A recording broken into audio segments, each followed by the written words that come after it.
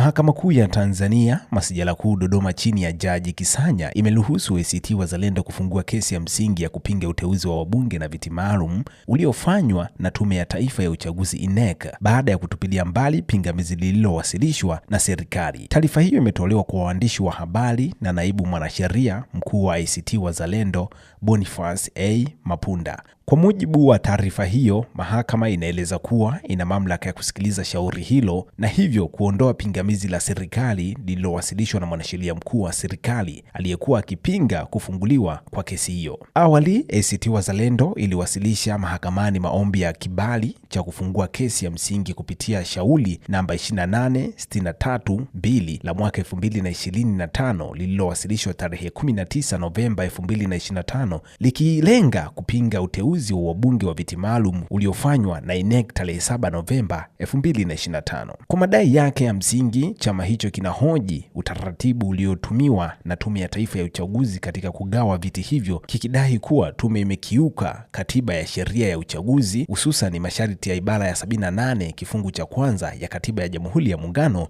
wa Tanzania. ACT Wazalendo pia inaitaka mahakama iagize INEC kueleza namna ilivyokokota idadi ya viti vilivyotolewa kwa vyama vya siasa, ikieleza kuwa Chama cha Mapinduzi CCM kikipata viti 113 na Chauma viti 2, ili hali kwa tafsiri ya chama hicho, chama kinachostahili hakipaswi kupewa chini ya viti 6. Aidha, katika taarifa hiyo, ACT Wazalendo inasema kuwa kwa mujibu wa takwimu walizokusanya, chama hicho kilipata kura 2,222,162 sawa na 6.77% ya kura zote za ubunge, jambo lililodaiwa halikuakisiwa ipasavyo katika mgawanyo wa viti maalum.